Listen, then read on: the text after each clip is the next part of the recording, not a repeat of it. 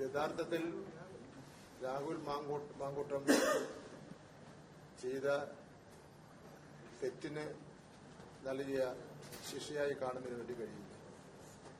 കാരണം ഇത് വെറൊരു സസ്പെൻഷൻ മാത്രമാണ്. ഇത് നേതാക്കന്മാരും രാഹുൽ മാങ്കൂട്ടവും തമ്മിലുള്ള ഒരു അഡ്ജസ്റ്റ്മെന്റ് മാത്രമാണ്.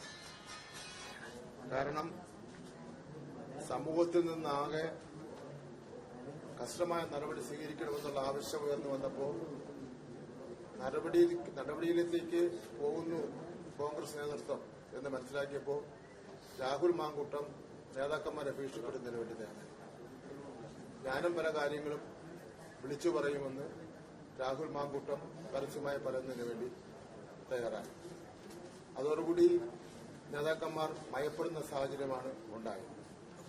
യഥാർത്ഥത്തിൽ സസ്പെൻഷൻ എന്ന് പറഞ്ഞാൽ അതൊരു ശിക്ഷയെന്ന് പറയാൻ വേണ്ടി പറ്റില്ല. യഥാർത്ഥത്തിൽ ഈ കേരളത്തിൽ ഉയർന്നു വന്ന വികാരത്തിന്റെ അടിസ്ഥാനത്തിൽ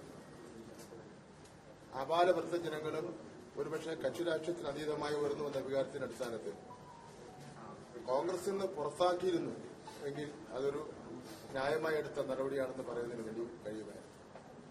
അപ്പോൾ അവർക്ക് അന്തസ്സായിട്ട് പറയാം, ഞങ്ങളുടെ പാർട്ടിയിൽ നിന്ന് പുറത്താക്കിയിരിക്കുന്നു, അങ്ങനെ നടപടി സ്വീകരിച്ചു എന്ന് പറയാം. അത് ചെയ്തില്ല. രണ്ടാമത്തെ കാര്യം, പൊതുവിൽ പാലക്കാട്ടത്തെ ജനങ്ങളും കേരളീയ സമൂഹവും ആവശ്യപ്പെടുന്നത് ഇയാൾ രാജിവയ്ക്കണം എന്നുള്ളതാണ്. അപ്പൊ ഈ രാജിവയ്ക്കണമെന്ന ആവശ്യം ഉയർന്നു വന്നപ്പോ ആ ആവശ്യം ഉന്നയിച്ച കോൺഗ്രസിൽപ്പെട്ട വനിതകളെ പോലും മഹാമോശമായി തന്നെ അവരെ കൈകാര്യം ചെയ്യുന്ന രീതിയാണ് ഉള്ളത്. അത് പ്രധാനമായും ഉമാ തോമസ്. ആരെങ്കിലും പറയോ ഇങ്ങനെ ഒരു ശത്രുക്കളും എത്ര ശത്രുതയുള്ള ആളെ പോലും നമ്മുടെ ഉമാ തോമസിനെ സംബന്ധിച്ച് അങ്ങനെ പറയില്ല. വേണുഗോപാൽ, നമ്മുടെ പത്മജ ബിജെപിയിലെ പ്രവർത്തകയാണ്. അങ്ങനെയാണെങ്കിൽ പോലും ബിജെപിയിലെ പ്രവർത്തകയാണെങ്കിൽ പോലും അങ്ങനെ പറയാൻ വേണ്ടി പാടുണ്ടോ? സൈബർ ആക്രമണം അങ്ങനെ നടത്താൻ വേണ്ടി പാടുണ്ടോ?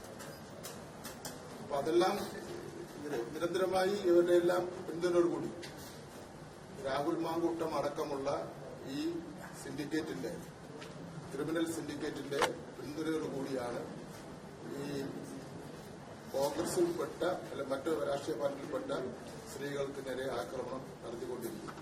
അപ്പൊ അതുകൊണ്ട് കേരളത്തിലെ ജനങ്ങൾക്ക് ഇതിൽ സത്യസന്ധത ബോധ്യപ്പെട്ടുകൊണ്ടെങ്കിൽ ഇയാളെ പാർട്ടിയിൽ നിന്ന് പുറത്താക്കിയ ഒരു മാതൃക സൃഷ്ടിക്കണം. അയാളെ രാജിവെക്കുന്നതിന് വേണ്ടി ആവശ്യപ്പെടുന്നു. രാജിവെക്കുന്നതിന് വേണ്ടി അവർ തയ്യാറാവാത്തത് അവർക്ക് മനസ്സിലായി. കെട്ടിവെച്ച കാശ് പോലും പാലക്കാട് നിന്ന് ഇനി കോൺഗ്രസ് മത്സരിച്ചാൽ കിട്ടില്ല എന്ന വലിയ ബോധ്യപ്പെട്ടു. അതിന്റെ അടിസ്ഥാനത്തിലാണ് രാജിയിൽ നിന്ന് ഒഴിവാകുന്നത് എന്ന് അന്യന്തരേണ അവർ പറയുകയും ചെയ്യും.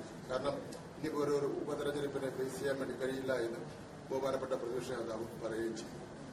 ഇതാണ് ഇന്നത്തെ ഒരു സ്ത്രീവിശേഷം എന്ന് പറഞ്ഞാൽ